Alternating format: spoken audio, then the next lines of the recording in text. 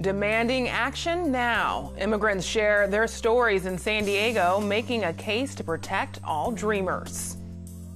Because transportation is the leading source of pollution and greenhouse gas emissions in our region. In fact, it accounts for 50%, over 50% of the greenhouse gas emissions here in San Diego. Ready to go electric. The answer to cleaning up dirty diesel trucks near Barrio Logan. And then, of course, Batman 66 is not complete without those heinous villains. Move over Ben Affleck. Fans of the classic Cape Crusader have a new place to indulge in all things Batman. KPBS Evening Edition starts right now.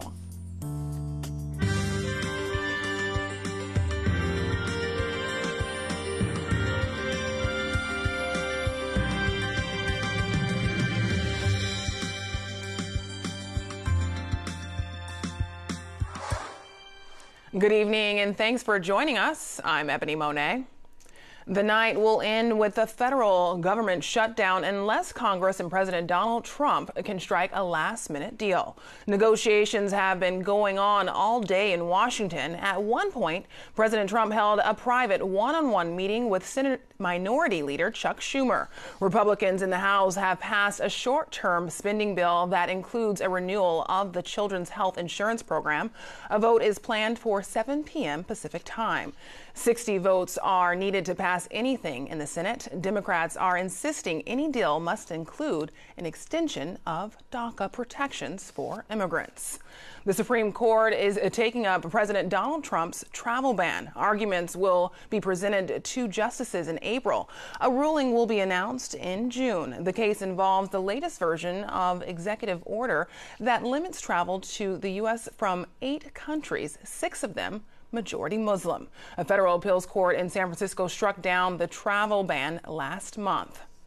The High Court may also weigh in on the legal fight over hundreds of thousands of immigrants. A federal judge just blocked the president's decision to end the Deferred Action for Childhood Arrivals program, or DACA. The program protects 800,000 people who are brought to the U.S. illegally as children.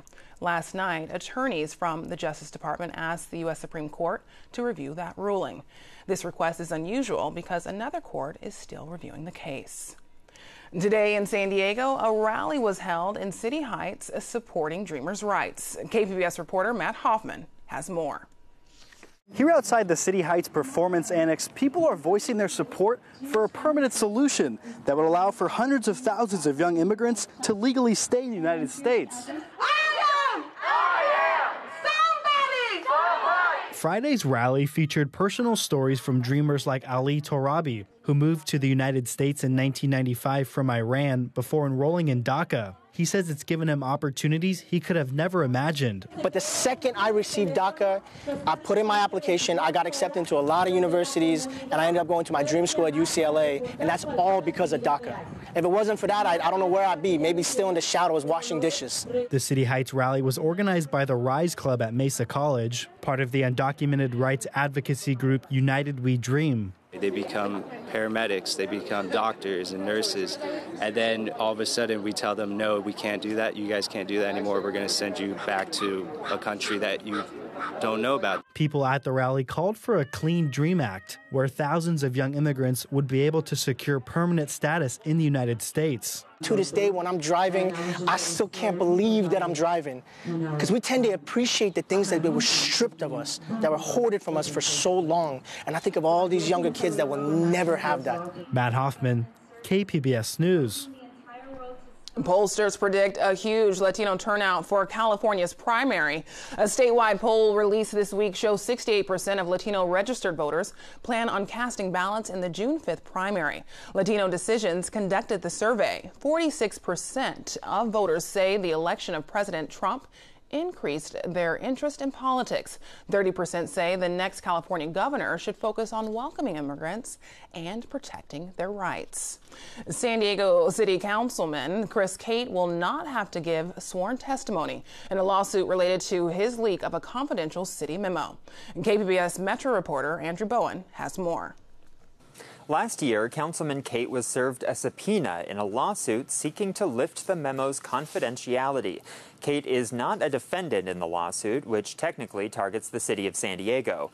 Cate's lawyers argued to a judge on Friday that deposing the councilman would have no bearing on the lawsuit's ultimate goal. Judge John S. Meyer agreed and quashed the subpoena. The ruling spares Cate from an awkward situation, having to explain under oath why he gave the confidential memo to a lobbyist last year. The memo deals with the Soccer City initiative, which seeks to redevelop the former Chargers Stadium in Mission Valley. Cate admitted to leaking the memo in a press conference last October. He says he did so to get feedback on the memo's contents from the Soccer City backers. Friday's ruling has no effect on a criminal investigation into Cate's leak of the memo. That probe is in the hands of the state attorney general's office. Andrew Bowen, KPBS News.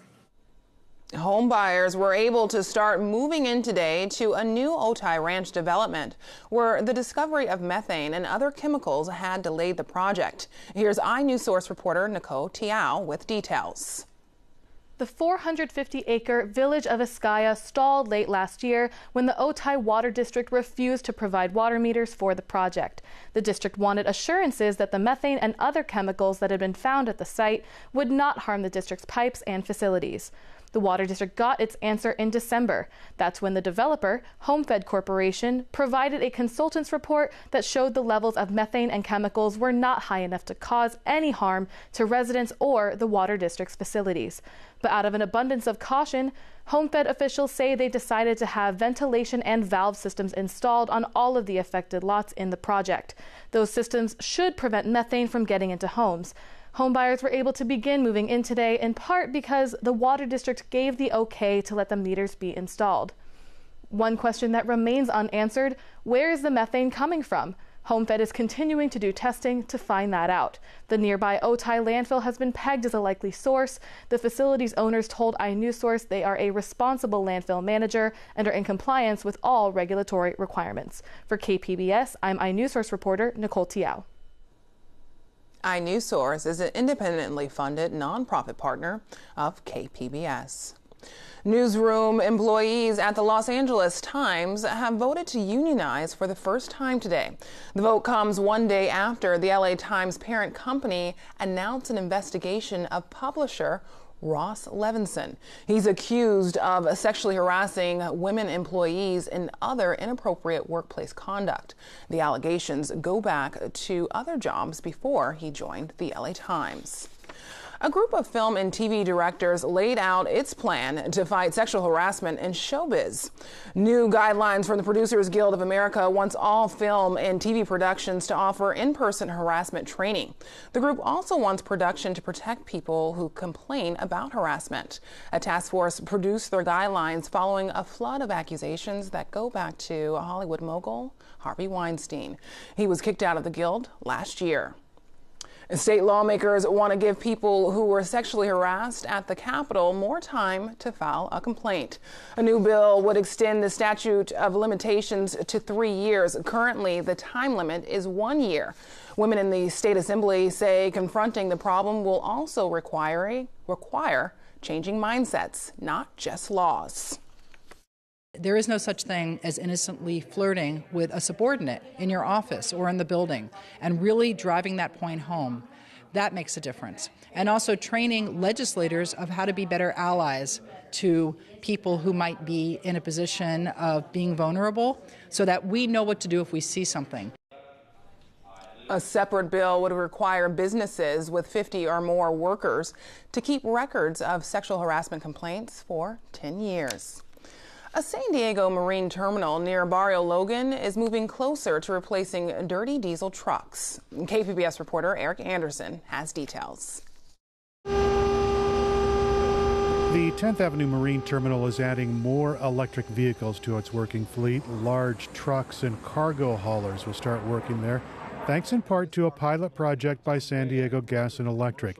That project installs charging stations at the port facility. Because transportation is the leading source of pollution and greenhouse gas emissions in our region. In fact, it accounts for 50%, over 50% of the greenhouse gas emissions here in San Diego. That's why electrifying the transportation sector is so important. Rafael Castellanos is the chairman of the Port of San Diego. He says the move is part of a promise to nearby residents to reduce pollution at the terminal. Castellanos calls this a good first step. Just having the infrastructure, the charging infrastructure is really important, and also the data monitoring, the data collection. We call it a data log. All of these stations will be collecting the information that we need to evaluate, assess, and continue to improve this process.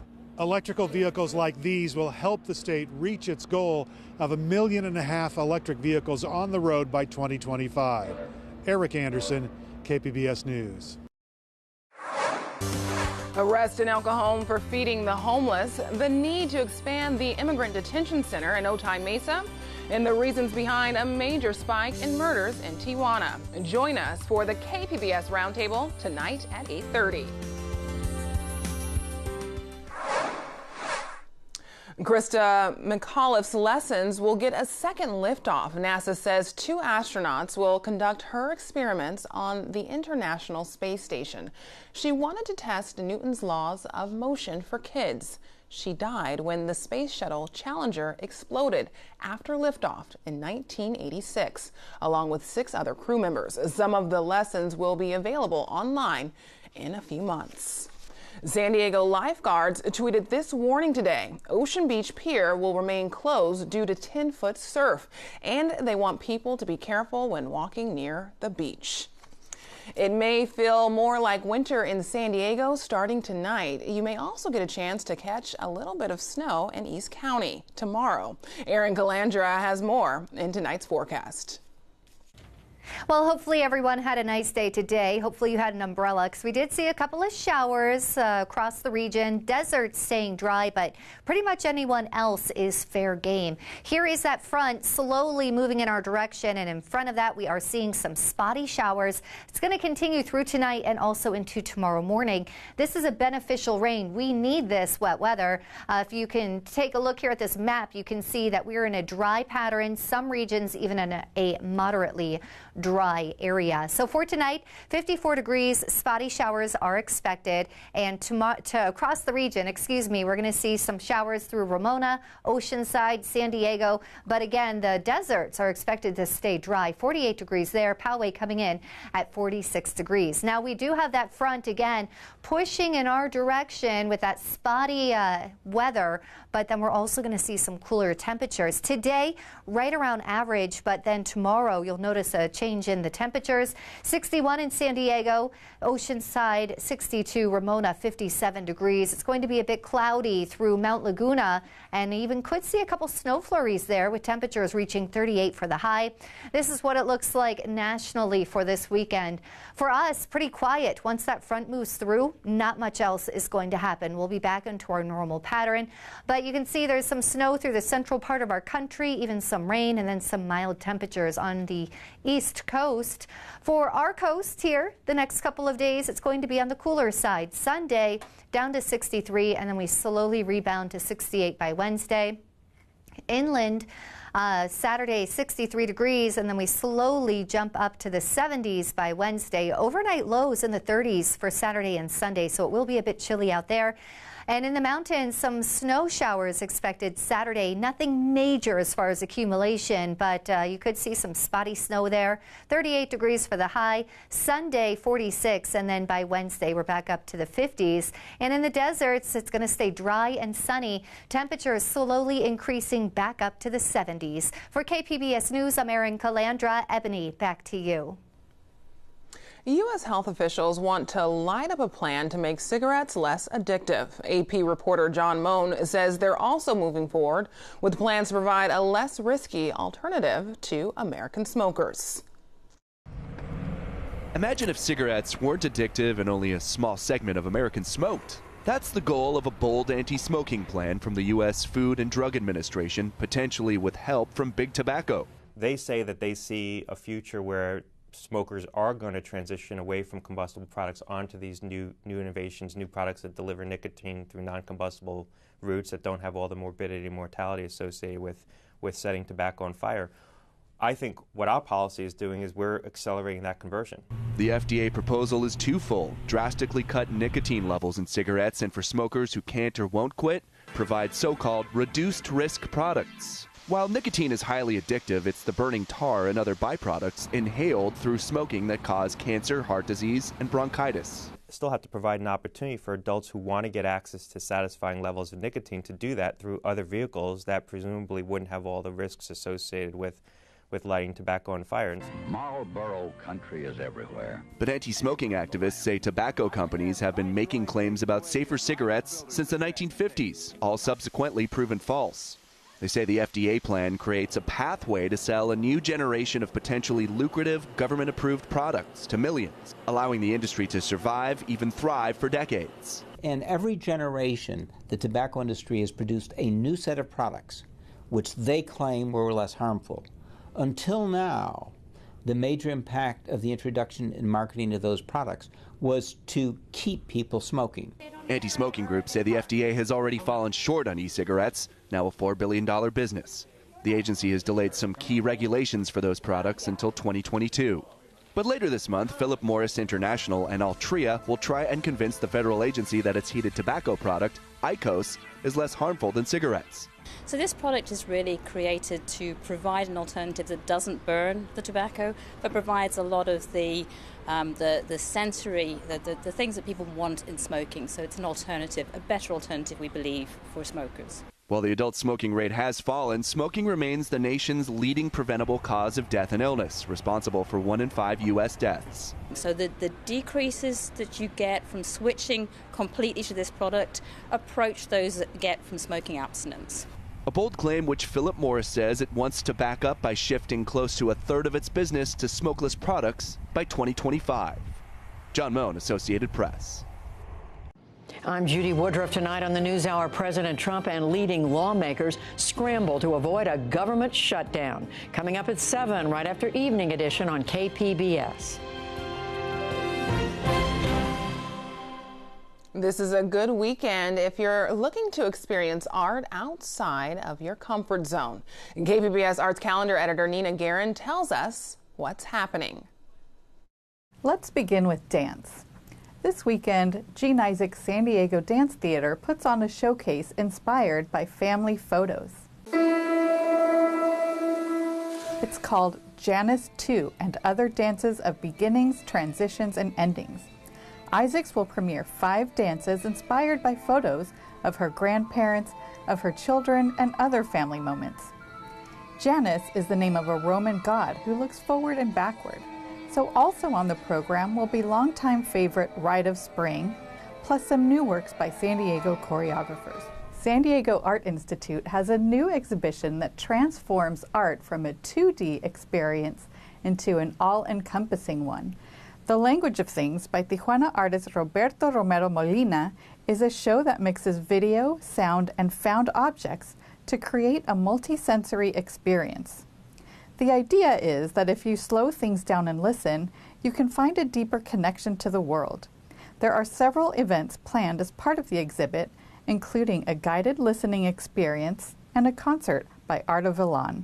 Finally, La Jolla Music Society presents a concert by the up-and-coming Ralston String Quartet.